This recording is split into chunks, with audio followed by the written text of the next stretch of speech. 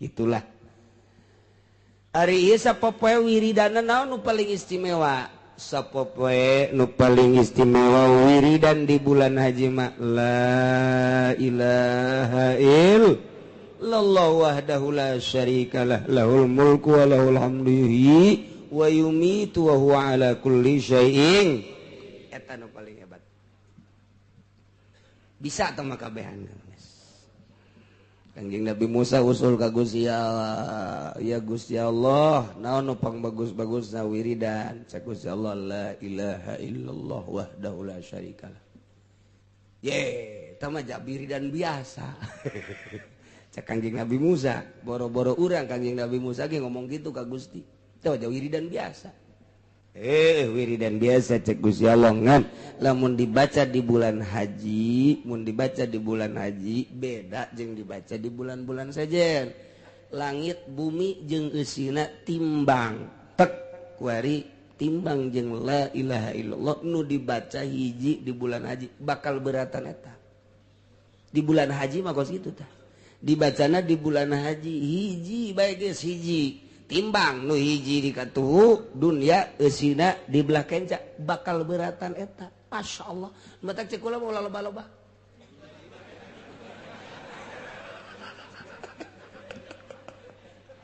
besi ngambai hiji bae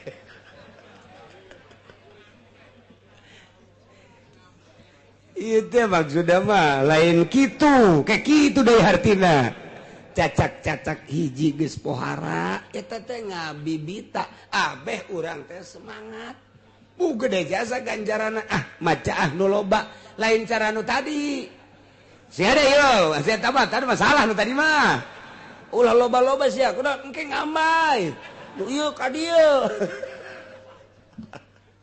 tambah kos jelema nyaritakeun salat di Mekah teh salat di Mekah mah tepan 100.000 tuh luar biasa sarangkat 100.000 geus urang asal balik teh Mekah geus teu kudu loba jasa ke loba ting salat deui belon lain kitu atuh ngabibitakan Bismillahirrahmanirrahim Syawal tepi ka ayeuna ternyata tanggal hiji haji geus dihareupeun mata urang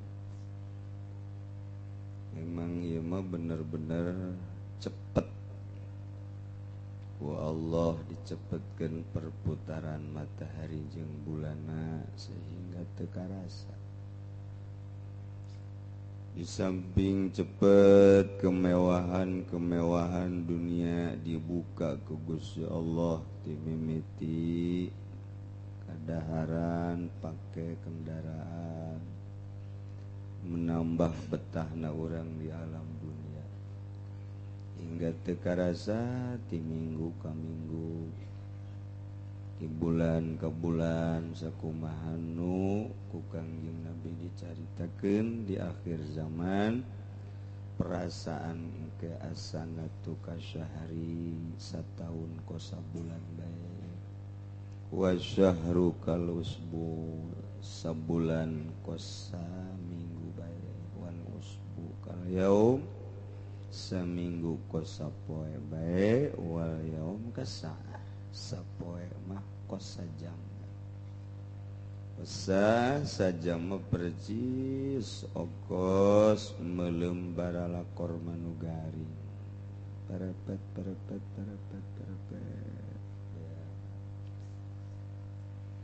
nuku urang dibacakeun Fatihah unggal minggu ge ahli-ahli majlis urang nu biasa babarengan teu karasa boa nu diuk di dieu minggu hareup aya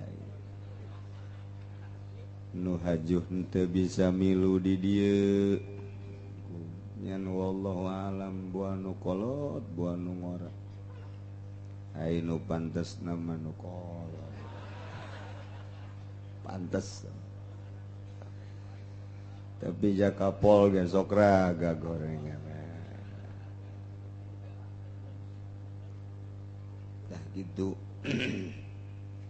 dingkengke diantep deui cepet-cepet moal bisa lantaran eta mah geus aya tulisanana yakni ajal urang moal bisa maju sajengkal moal bisa mundur sasiku pas bae sakumaha ajal urang teu keur gering teu keur sehat teu keur sugih teu keur susah teu perang teu aman wayah datang ajal mah datang tinggal urang bae kuari nu masih kene hirup urang meta jang bawaeun balik ka alam bako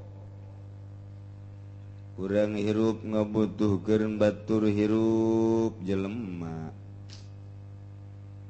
urang di politik butuh batur jang nyaritakeun politik ngatur strategi sosial kenegaraan urang di ekonomi butuh batur jang musyawarah tentang perekonomian urang di budaya butuh batur itu keneh dina agama butuh batur minimal orang butuh batur sakasur haju sasumur haju salembur tah kitu urang butuh batur di dunia mah batur urang jelema datang ka iraha batur urang di itu jeung jelema datang ka urang diasupkeun ka jero kubur babaturan urang baik anak atau pamajikan nganterna datang ka bibir kuburan doang teu saha di mana urang geus di pasangan padu haju dikorolak-korolak taneuh kadenge ku ceuli urang batur urang sakumaha deudeuh jeung nyaahna ka urang balik ka imah masing-masing urang ditinggalkan semet dinya babaturan di dunia semet dinya babaturan di dunia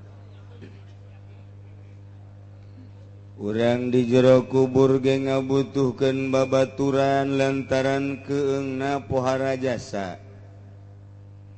bakal aya babaturan di jero kubur urang aya saha cak Kangjeng Nabi yatsbaul mayit salasa ahluhu wa amaluhu nu dua balik ahlu jeung emalna balik deui ka imahna masing-masing nu bakal jadi batur urang setia terus datang ka digiring ka mahsyar datang ka ditimbang Gusti Mizan ke datang ka nyebrang di jembatan Shiratal Mustaqim batur urang teh amal urang batur urang ti mimiti sup ka jero kubur nu sajen balik amal urang mamilu amal urang salat amal urang puasa amal urang ngaji nah kuari urang ngaji diu pegel hareuda makin pegel makin bagus tateh makin hareudang makin ganteng ke bakal mun nundutan jore babaturan urang jore saya gede jero kubur kusut teu wauh bae saha ieu batur ente batur di mana aya teh ngaji ka Cilongok teh nu diukna di juru bari ngarokok teh pan jore amat atuh panundutan tah ieu kunaon atuh sia nundutan seubeuh teuing uduk tah gitulah engke urang bakal boga batur amal-amal urang siapkeun jang nu ngabaturan urang besi engke urang hayang boga batur anu ganteng nu nenangkeun kapikiran urang geura siapkeun ti kuari urang hudang ti kubur jol nu ganteng tur sengit kurang bakal nanya saha ente ulah gandeng ye sobat ente waktu di dunia jasana di Cikupa mah nu kasep kieu aya ge Haji Uding lah Cikupa mah lah sapira Haji Uding cek cenah oh ieu mah batur ente aya hudang ti peuting teh oh nonton bola teh ya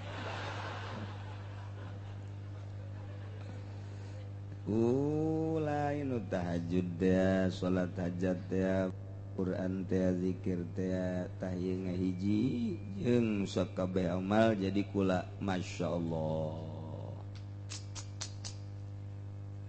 tenang cek mana sakedeung deui bakal aya malaikat munkar nakir nanya ulah gimbir ulah sieun ke kula nu ngajawabna ente mah tenang bae masyaallah ngeunaheun ya tapi lamun urang amalna teu bagus nyapoek jol jelema keur mah hideung jangkung gede bau luar biasa alah urang hudang gitu hudangnya urang oh ieu kubur aya ente saeu sudah sok saha-saha batur ente nu terus bakal ngabaturan ku ditu ka mahsyar ih macem-macem bae emang saha ih atuh batur ente keur di dunia teh ya kuna kula momal pisah terus emang saha eta ngadokotok teh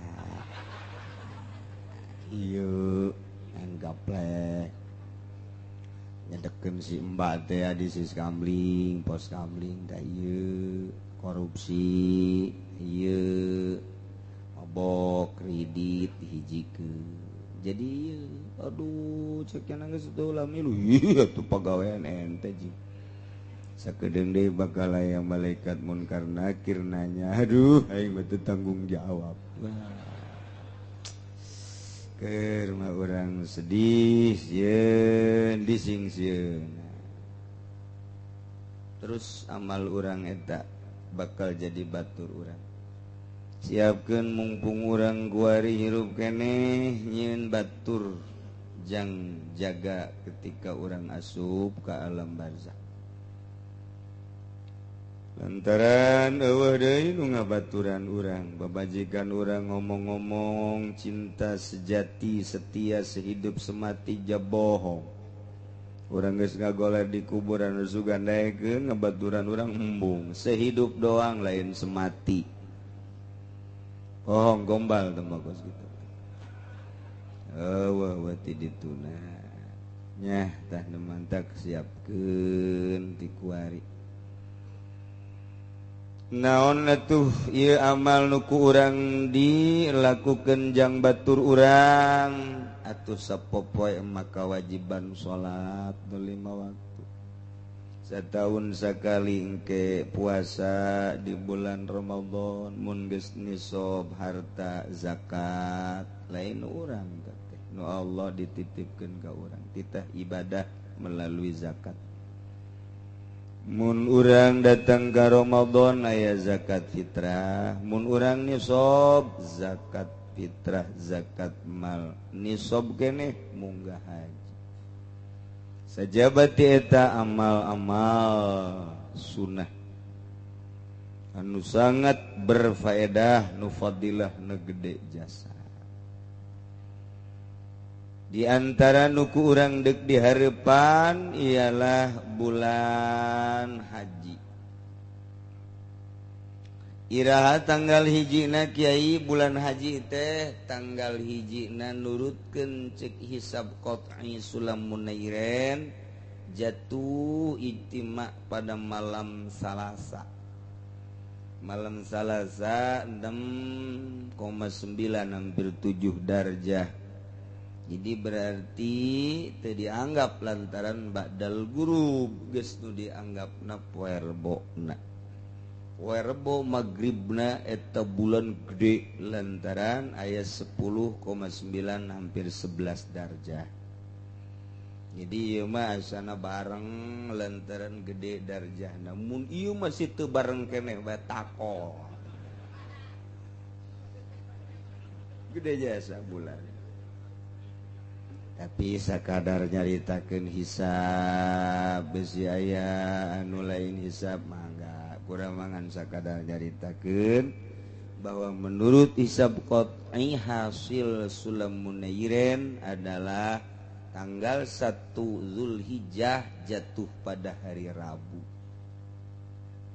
Ilamun berbo Kemis Jumat lebaran poe Jumat ukufna mungkin Kemis.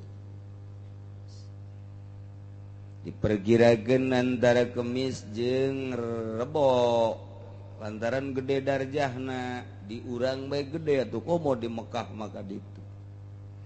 Ngana sana Kemis. Geus puguh nu berangkat ka tanah suci mangalaksanakeun ibadah haji. Geus aya dina ridho Allah salengkah-salengkahna teh geus miceunnan dosa. Timimiti berangkat bahkan timimiti store. Oh, dosa geus saragagan. Womo kuari mah nungguanana timimiti setahun waiting list, 3 tahun, 5 tahun, 7 tahun, kuari 9 tahun Kabupaten Tangerang. Engke mah bisa-bisa 30 tahun. Jadi lamun nu daftar umurna 60 tambah 30 sabaraha? Moal berangkat modar. Kos gitu cenah aya kamurahan lansia mah bisa diheulakeun ja buktina hese bae. Mun teu nembak tambah 15 juta hese bae. Ngaran geus turun. Mesti dipanggil, tetap kudu mere deui 15 juta, 25 tambah 15 juta sabaraha? Oh, 35 tambah 15 sabaraha? 50 juta. Masyaallah. Nu jelas kos kitu beta peraturan di Indonesia dengan berbagai alasan kaharti ku urang ge lantaran jamaah haji nu sangat membludak kuotana teu ditambah ku Saudi Arabia. Maka dengan cara seperti lah itu bisa bae ngomong ieu kumaha bae. Ya keur carita omongan pemerintah takos kitu tah. Kaharti. Lamun teu dikitukeun bisa-bisa babari jasa sapira atuh manusa diatur ku manusa. Asal ulah hayang untung bae babari. Lamun geus hayang untung atuh eta model kos kitu.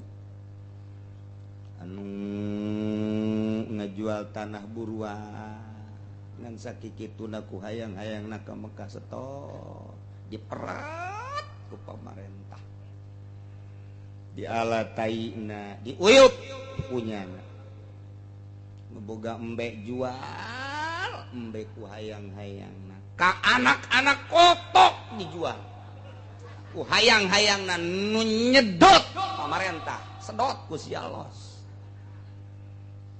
Sakurga gitu kesedihan orang di kampung memang kumaha jahara rese di kota atuh nu babari ge jang nu babari mah hese ge bagon leuwih hese di kota di eta kos kararitu tama urusan sabodoh numpuk riba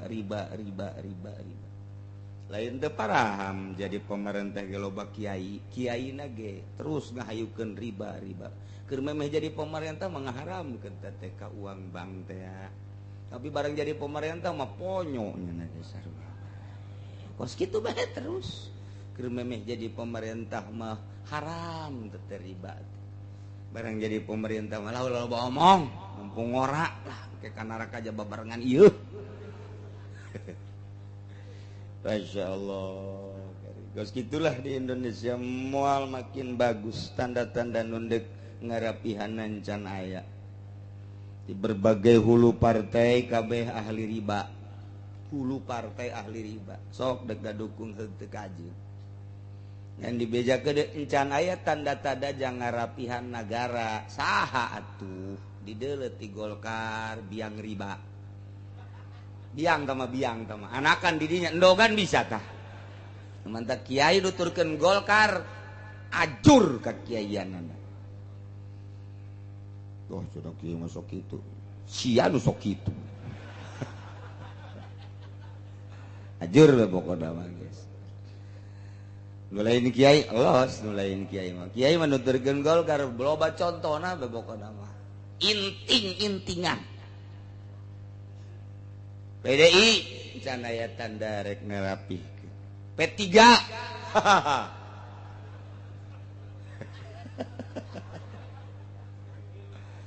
jeung nu sajen-sajenna. Jadi ieu makin ka dituna makin jero.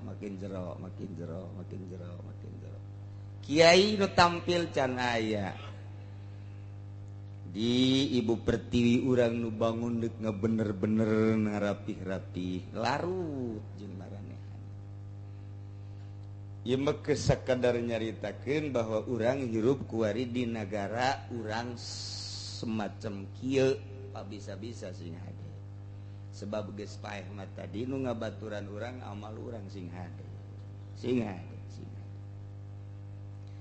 Jadi tanggal hijina adalah poe Rebo.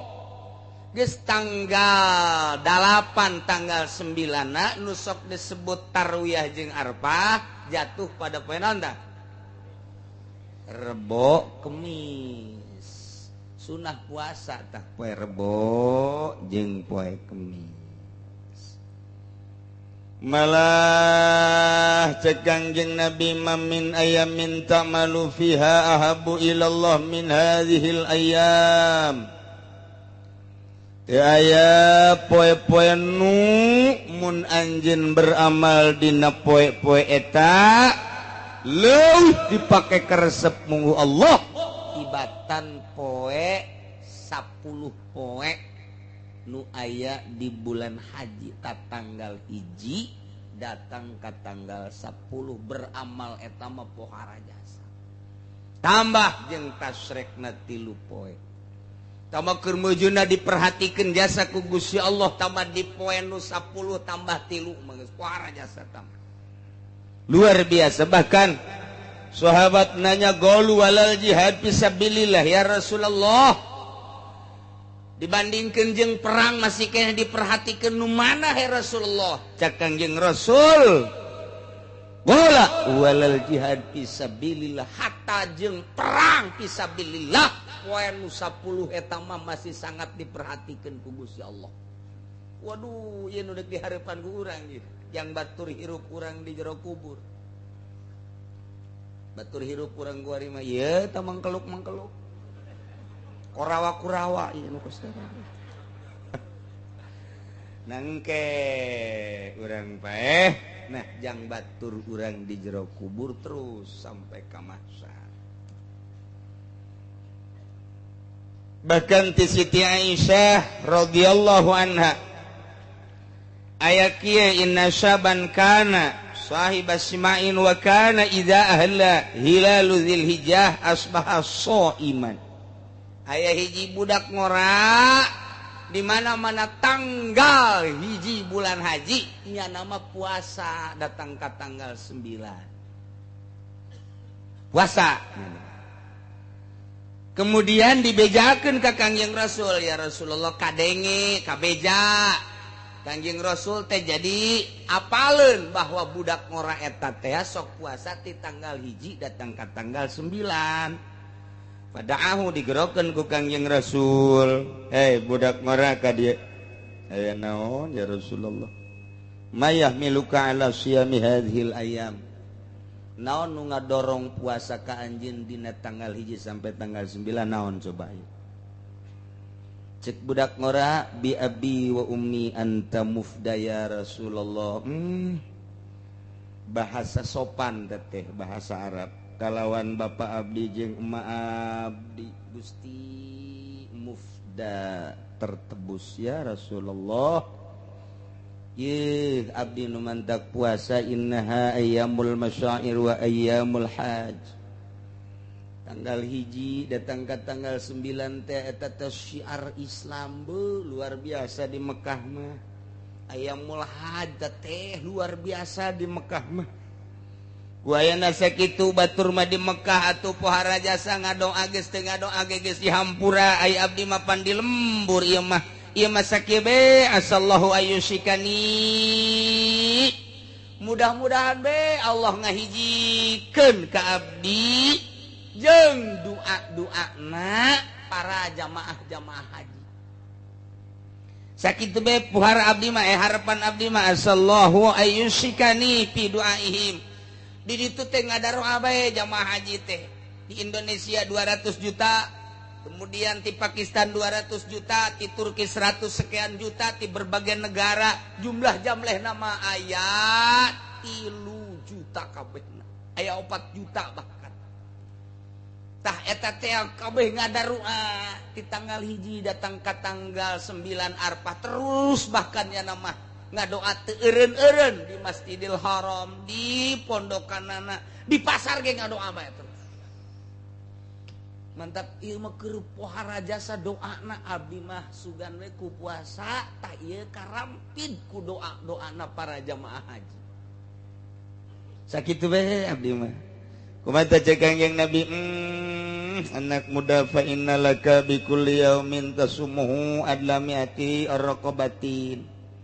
Munayangnya homa wahai anak muda anjeun puasa sapoe tah sapoe unggal poe sapoena anjeun dibere seakan-akan 100 kali ngemerdekakeun sapoena teh 100 kali merdeka 100 kali ngemerdekakeun batur oge wa mi'ata badanatin 100 kali mencit onta ditambah deui wa mi'ata parasin 100 kuda eta teh yu'malu alaiha fisabilillah eta teh anu disanggakeun jang ngaluhurkeun agama Allah sabilillah jang perang dibere ganjaran sarua jeung 100 onta pake perang 100 kuda pake perang puasa sapoe teh sakitu tah ya Allah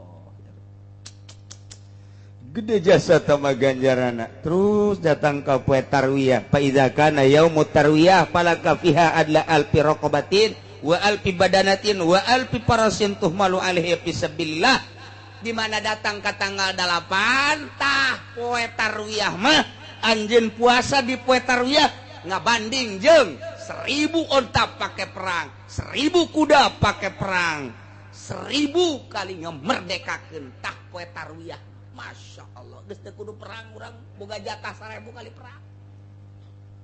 Asal puasa. Di mana datang ka poe Arfah, fa idza kana yaumu arfata falaka fiha adla alfai raqabatin wa alfai badanatin wa alfai farasin tuhmalu alaiha fisabilillah. Mun datang ka puasa poe Arfah, ieu dibere ganjaranana 2000 kali ngamerdekakeun 2000 onta pake sabilillah 2000 kuda pake sabilillah ya Allah ya Rabbi urang tinggal ngalaksanakeunana doang ti poe Rebo datang ka poe Kemis tah ieu teh jang jelema anu bodoh nu kus kieu teh jang TK kelas TK mah pan endeg sakola ge kudu dimomong ngadahar obat ke kudu dibere obat anu amis hayang nagenu aya untian be papais nungis jahun aya untian karak daek eta kos kitu potongan TK teh urang ge ieu tadi teh macan aya rencana ieu puasa barang ngadenge ganjaranna gede siap puasa eta TK tah eta kos kitu TK deres TK ge aya nu ngageuing-geuing geus urang ku aya na ngaji jadinya mulai di jero hate rindu amat jika poe Rebo deuk naon puasa emang kunaon gitu resep HS na doang ganjaran geus teh kadeu HS na doang resep jasnya tayelah ganjaranna pohara luar biasa Masya Allah mantap Ibnu Mas'ud ngajelaskeun aya 4 poe anu dipilih ku Gusti Allah. Innallaha ikhtara minal ayyam arba'ah. Allah milih 4 poe ieu mah istimewa jasa nu 4 poe mah. Awwaluha yaumul jum'ah. Pertama poe Jumat pilihan Allah, bentak disebut Sayyidul Ayyam, kepala poe adalah poe Jumat. Geus urang poe Jumat mah wayahna tukang usaha lurak lirik heula kaburu teh teu Jumat. Nu bagus libur geus poe Jumat ulah usaha. Keuntungan dunia sabara duit poe Jumat, tapi keuntungan akhirat mun diuk di masjid jadi ngegoloncong ka sorga coba. Di dunia paling hebat melimio lah keuntungan poe Jumat, tapi cicing di masjid di jam 8 datang ke Jumat, waduh eta ngemplong lawang-lawang sorga. Mun urang lamun urang dideuleukeun mah mata hate urang kadinya moal daek, urang usaha moal daek. Moal daek. Namun urang sibuk di ladang poe Jumat mah liburkeun deuleu ku urang kautamaan jeung keagungan poe Jumat. Ieu nomor kahiji lantaran di poe Jumat mah fiha sa'atun la yuwafiquha 'abdun muslimun yas'alullah ta'ala. Di jero poe Jumat aya hiji jam anu teu pati-pati ngakuran seseorang kana jam eta, mun menta dina jam eta sayan naon bae min amri dunya wal akhirah, baik urusan dunia maupun urusan akhirat, illa a'tahu iyau, kecuali Allah mere. Dak poe Jumat mah persiap ke mimiti poe Jumat mah maca surat Kahfi 3 balik. Bada subuh teh surat Kahfi, alhamdulillah bismillahirrahmanirrahim alhamdulillahilladzi anzala ala 'abdihi alkitab wa lam yaj'al lahu 'iwaja qayyimal, terus eta nangis 3 balik beres eta Yasin 3 balik. Poe Jumat tah pagawean poe Jumat beres eta maca Tabarok sabalik, terus Waqiah sabalik, Ar-Rahman sabalik, kabelah dituna engke maca Ti'amma yatasaalun datang ka Qul a'udzu birabbin nas. Ulah disargauh pagawean poe Jumat teh endang ngarokok. Bloon amat sih. Kudu geus kolot batak pagawean poe Jumat. Ese kepentingan nu kira-kira bangsa teu pati penting mah disieukkeun bae. Assalamualaikum, waalaikumsalam sia. Iya Bang, yeuh anu kela ke ku batas Jumat bae. Emang kunaon Abah keur sibuk ya kuari. Naon? Ieu acara TV bagus jasa. Oh. Insyaallah acara eta tadi. Terus urang berangkat ke masjid, siapkeun salat tahiyatul masjid. Sholli sunat tahiyatul masjid rakatain Allahu akbar. Beres duha 8 rakaat, mantas duha salat tasbih 4 rakaat. Beres diuk dawaitu an ataqifa fi hadzal masjid sunnatan lillahi taala, langsung maca sholawat 100 balik dur aja. Eta mantep jasa takos kitu teh. Nikmat ngadengekeun mah ngalaksanakeun boro-boro. Atuh teu kitu ge setengah-setengah kitu. Henteu kos kitu jasa-jasa saparapat kos kitu. Ulah ieu mah ngalaud ke mana Pak? Ah, tinggalin ya sana. Emang jam 12:05 aduh. Kaberangan ieu Bapak ieu. Wah, geus dijalankeun Allahu Akbar, Allahu Akbar. Alhamdulillah sajana kaburu kana tolol teh. Kita alhamdulillah batur geus maca sholawat sabaraha, geus baca Quran sabaraha, kauntunganna di pasar sabaraha duit eta poe Jumat teh dibandingkeun jeung nu diuk bae sorga nu jelas-jelas. Ya Allah, Jumat teh kula mah palingan doang. Sing hararade moal kebel urang hirup di dunia, mumpung urang kapanggih jeung poe Jumat persiapkeun. Nomor kedua, yaumu arfata pilihan tamah. Di mana-mana aya poe arfa yubahillahu ta'ala malaikatahu. Allah bangga luar biasa terhadap malaikat. Wahai malaikat Gusti Allah. Ya malaikati unzuru ila ibadi. Ja'u. Dolo ku anjeun wahai para malaikat. Hamba-hamba kaula lu dararatang ti berbagai negara, ti penjuru dunia. Tuh, dala tuh urang terep tuh. Urang kendal dala tuh kusia tuh. urang Cikupa tuh tatangga Sarwiti aya dah tuh urang sepatan di berbagai-bagai cek malaikat mah beungeut apa nderep amat emang gitu berbagai negara datang nu hideung nu koneng nu putih nu pendek nu petot darah datang kabeh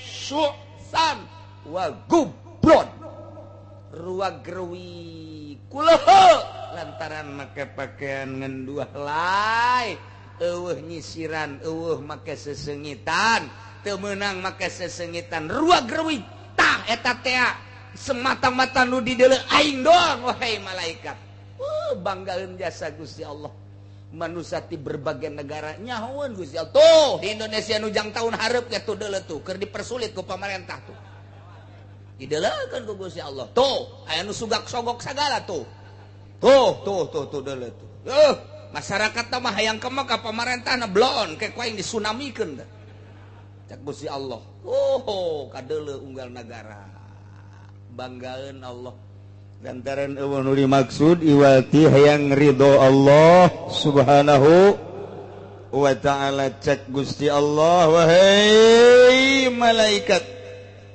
wabeh jamaah nu dararatang ka dieu eueuh deui iwati hayang pangampura kaula nah dengekeun ku anjeun wahai para malaikat isyhadu anni ghafartu lahum kaula geus ngahampura ka jelema-jelema nu daratang ka Mekah.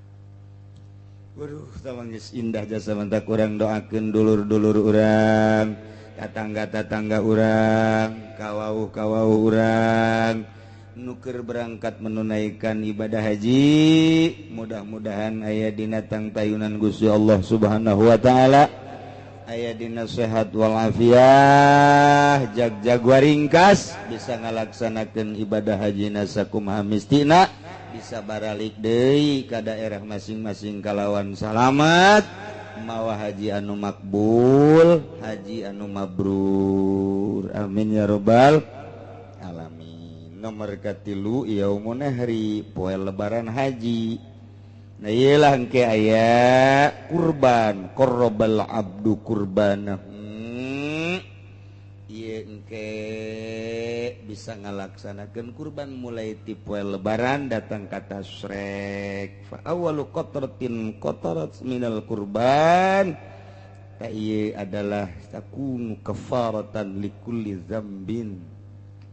dzambin amilahu begitu geresel kadeuleuna mah getih nu netes kana taneuh satetes na eta adalah ngajadikeun kafarat bagi nu kurban. Wah geus indah jasa teu bisa korban dilaksanakeun di luar bulan haji. Tak istimewa jasa ta korban. Ya, urang korban. Unggal tahu satauna lain hiji dia masalah, 2 3 korban mah masalah. Ya, majikan urang korban anak urang korban geus sapi ya hiji gede jeung keluarga urang bapak urang mak urang nu geus maot korbanan kumaha mun ngorbanan tatangga ulah mun eueuh izin mah wasiat mah ieu mah mun indung urang bapak urang anak urang geus maot dikorbanan ku urang masalah keur hirupna keneh ge teu bebeja deui masalah tapi lamun kadeng-dengeun mah urang boga babaturan urang di Belaraja kuaten bae tah jang babaturan urang teu minta izin deui teu jadi kudu aya izin heula ti deungeun-deungeun mah lantaran teu nyambung nasabna nya tah kos kitu doang tah ieu kurban teh bapak urang mak urang sondor di penta deui langsung dikorbanan jadi anak urang korban urang jadi tapi babaturan urang mah kurang dikorbanan teu bebeja heula teu jadi nya kos kitulah masalah kurban.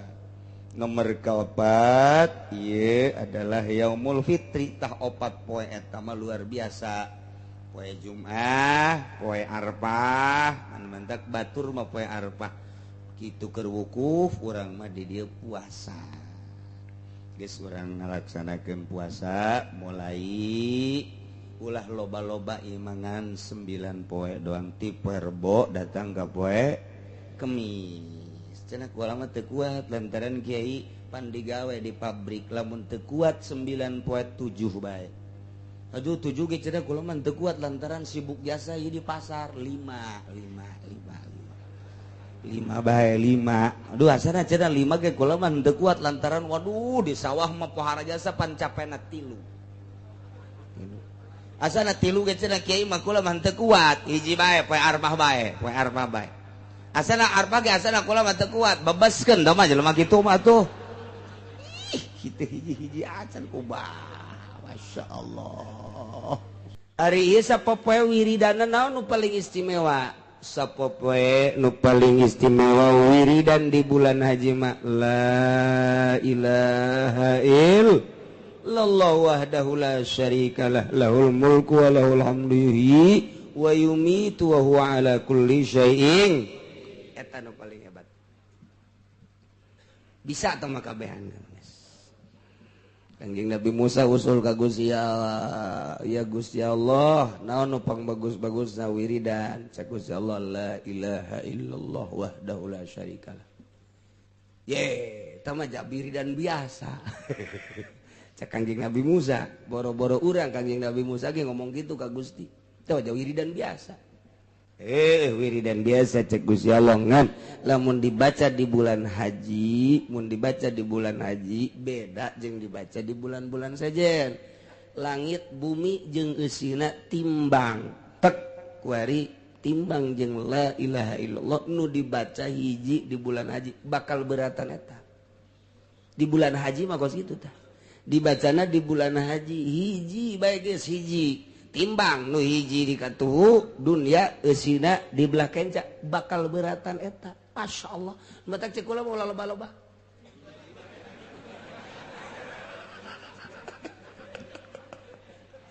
Besi ngambai. Hiji bae.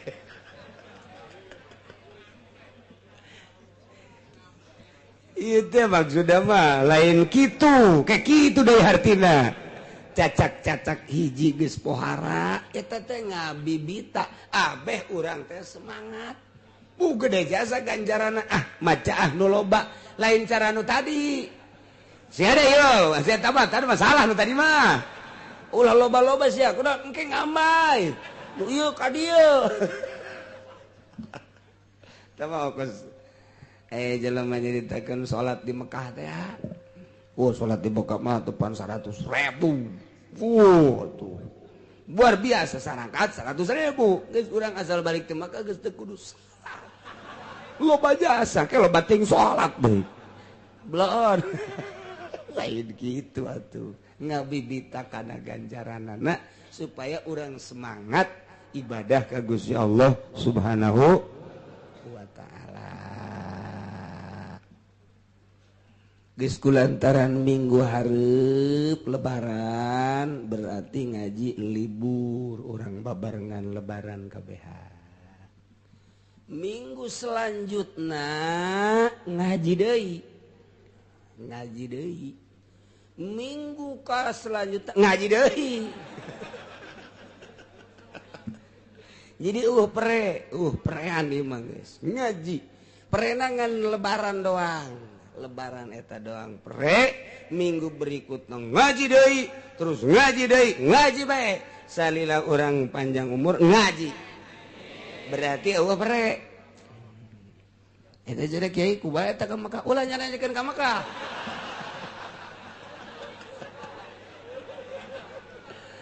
ulah nanyakeun ka Mekah tanyakeun bae engke kanu geus ka Mekah kapanggih henteu jeung Ki Uci kitu sakitu bae geus sama tanya engke ceknya kapanggih oh berarti ka ditu ceknya henteu atuh henteu iya tama kumaha nyana bae engke jawabanana balik ti marka tanya kapanggih si henteu jeung Ki Uci di ditu Ki Uci mana Ki Uci Cilong henteu ya teh mah henteu jinganan gitu mencaknya kapanggih nyana nyaho okos berarti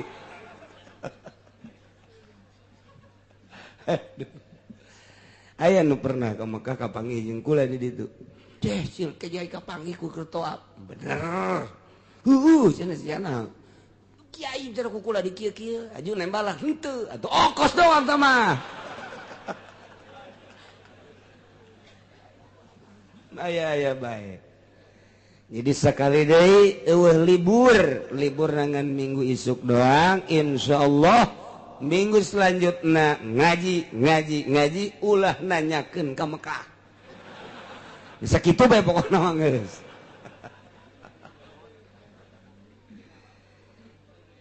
Kelek ge emang nu sabenerna ka Mekah apa henteu sih?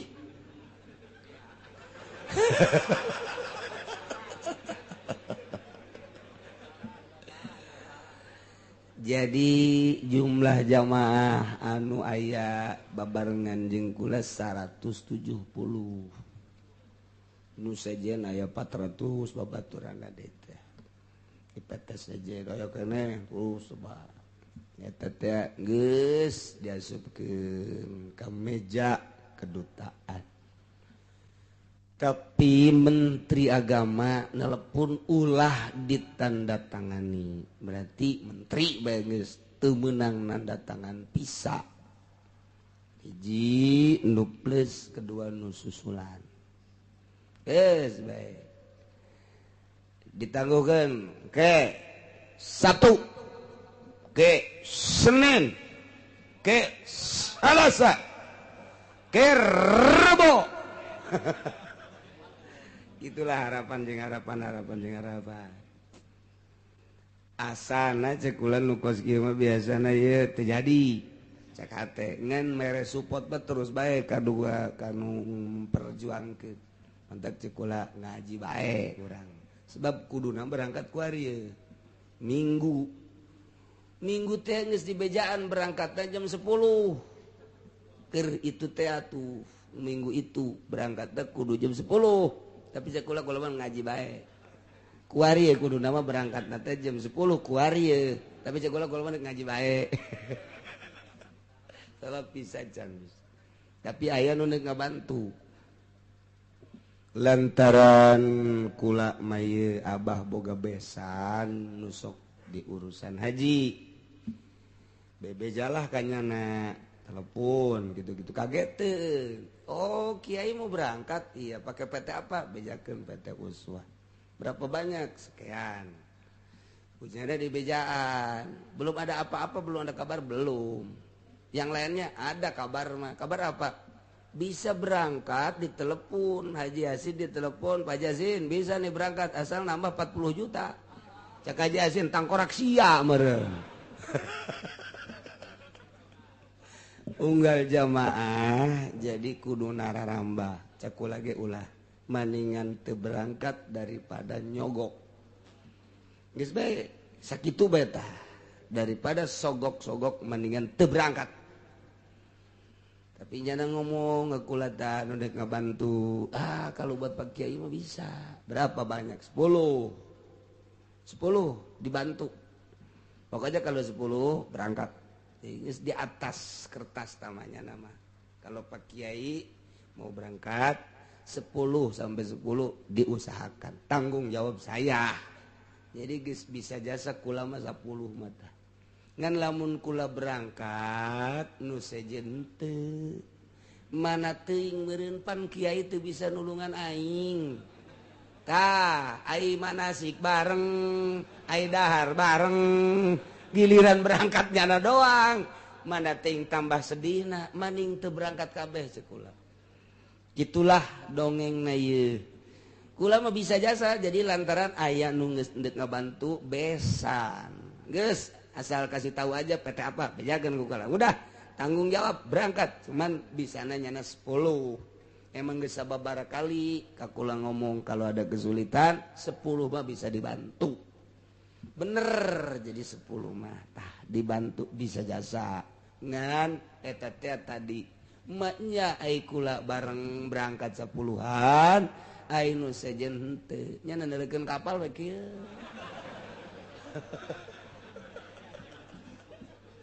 tah geus diputus we ku kula tidak usah berangkat semua gitulah dongengna ngan kulantaran geus niat ka Mekahna atuh tetep kula mah meunang ganjaran haji sarua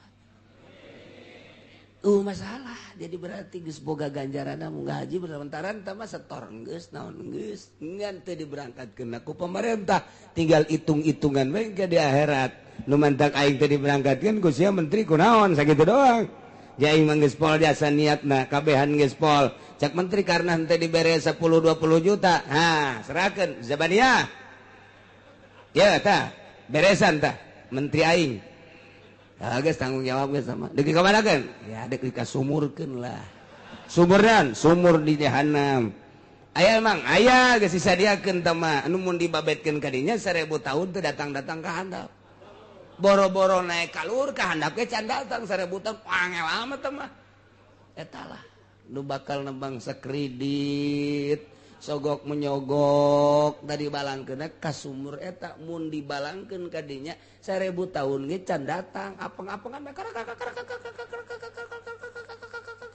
tahun teh can datang ieu boro-boro naik handap ge can datang kakalayangan bisa sasalaman di jero sia ge sarua nya aduh sia naon ya aing ge disogok ieu aing mah ieu ngridit hayo kita rame-rame geus na'udzubillah min dzalik wa min dzalik gitulah kisahna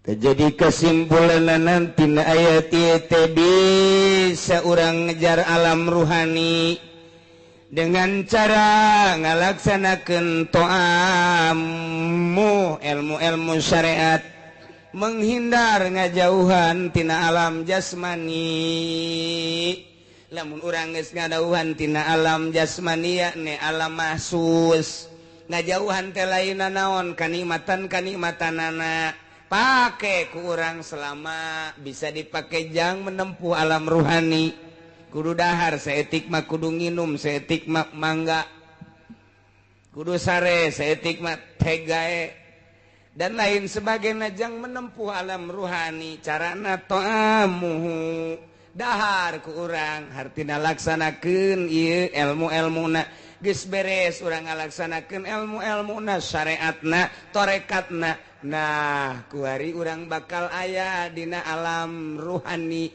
iyalah sok disebut sayyidul bahar lamun geus aya di alam ruhani urang teh bakal pindah alamna pindah alam ayasa di mana cicing sanajan di imah sanajan di masjid sanajan di majlis sanajan di jalan sanajan di mana nyana teh geus beda alamna asa misah jeung alam nu eta geus engke sanajan neuleuh ping-ping neuleuh susu teu pengaruh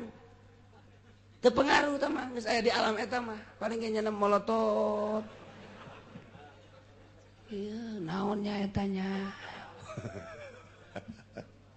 eta kos gitu aya lain aya deui saha teh nu geus datang ka sayyidul bahri Syekh Abdul Qadir Al-Jailani Quddisa Sirruh Abul Hasan As-Sadzili Imam Syafi'i Imam Hanafi Imam Maliki Imam Hambali Imam Ghazali belah dieuna nu diurang teh Syekh Maulana Hasanuddin Syekh Yusuf Syekh Asnawi Caringin Nawawi Tanara aya di alam-alam nu eta loba-loba deui nu sejenna ge bahkan kuari ge aya kan urang mah teu nyaho bae urang aya nu mantak atuh hayang nyaho ka dijak mah dideuleu bae ku urang jakeur balap teh bakal kanyahoan ku urang mana nu ti heula mana nu panderi mana nu setarna hebat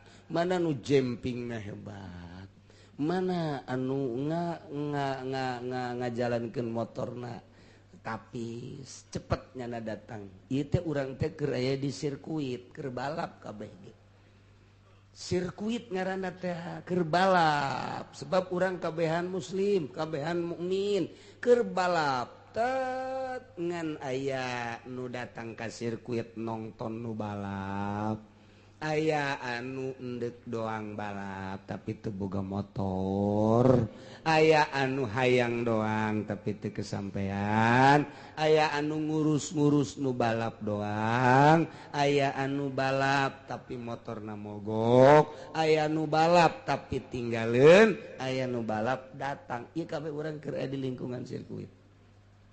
Naon sirkuitna? Nafsu. Laula mayadinun nufus, nafsu teh eta adalah medanna. Jadi urang teh geus teh keur balap ieu teh menuju Allah, menuju wusul ilallah. Aya nu ngan sakur ngadenge, aya anu neuleu nongton, aya anu hayang tapi teu boga kendaraan, aya anu siap tapi henteu setar, aya anu siap tapi tinggaleun. Tah ieu urang keur balap kabehan. Etalah caritana keur menuju Sayyidul Bahar, hayang ma'rifatullah wa rasulih.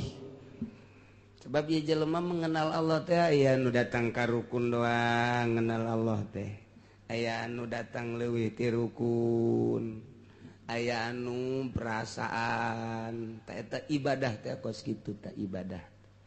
Nah iyalah aya keneh jelema ahli-ahli Allah Subhanahu wa ta'ala. Alhamdulillah anu geus embung disogok, lamun magahan ngajina geus embungna naon, geus teu neuleuh naon, teu neuleuh naon. Nya nama gilaeun bangsa ka proposal bangsa ka kredit geus teu nyaritakeun urusan halal haram, embung bae geus kos kitu mah dunia. Ta eta teh ahli Allah nu kitu ngaranna. Aya urang mah ahli kredit ngaranna, ahli itu dunia, abid dirham, abid mobil, abid motor, abid jabatan, abid dan lain sebagainya. Urang aing geus abid Allah mangan ka Allah doang, hese teteh geus urang mah kulantaran hese cinta bae ka ahli Allah Subhanahu